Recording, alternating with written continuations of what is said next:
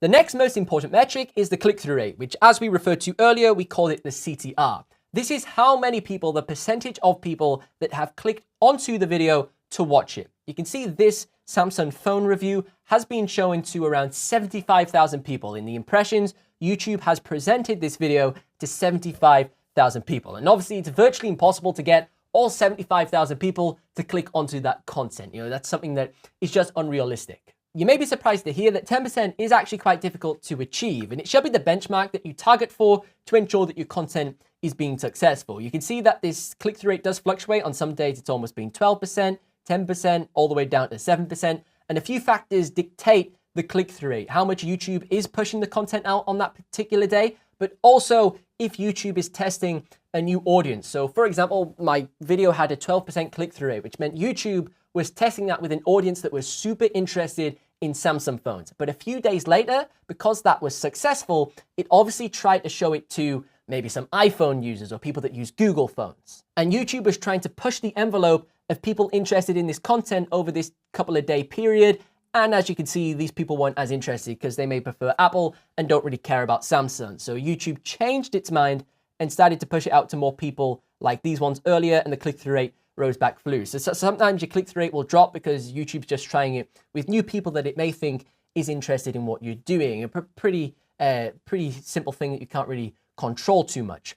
Something you should know though is that this isn't the most accurate click-through rate of your actual video. And if you go into advanced mode over here and you go to traffic sources and you scroll down, this will actually give you the more important click-through rates that you need to be aware of. What this page shows is all of the different traffic sources on YouTube. You've got the ones you're probably aware of, such as YouTube search, the browse feature, which is kind of the YouTube homepage, notifications, which is your subscribers getting the notifications on their phone, suggested videos, which is often at the end of videos or on the sidebars, and other things as well, external, people sharing it on blogs, whatever.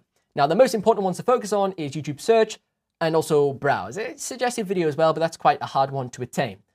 You can see here that this video in browse is actually getting a 12.2% click-through rate, which is exceptionally high and also very high for browse because of how competitive it is to get a shelf, to get the video onto that particular shelf.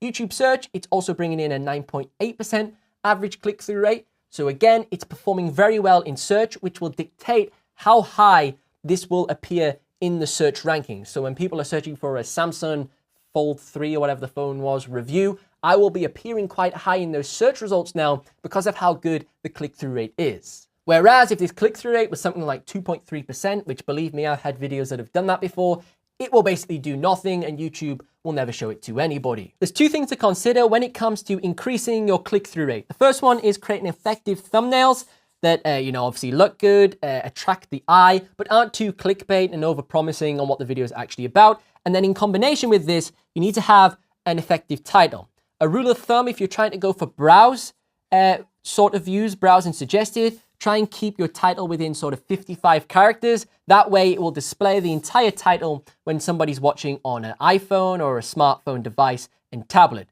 The second option is to create a great thumbnail, but obviously go down the search optimization approach. And that way you can create as long as a title as you like and just ram it with different keywords that are appropriate to the topic of the video. If you want to go slow and steady, this is the route to go. If you want to have a more high-risk strategy that tries to push your videos out but doesn't guarantee they'll be successful and they may potentially completely flop, then this is obviously the route to go. And my tech channel is an example of this high-risk reward type strategy. I try and target the browse feature with this channel to try and push it out and get it to grow as fast as possible, but sometimes the videos just completely flop and I spend like 12, 14 hours trying to make a crazy awesome video and then it gets about 500 views. But that's the risk you got to take because on the flip side, sometimes I pull it off and they bring in 500,000 views, 300,000 views, 100,000 views, and it kind of works.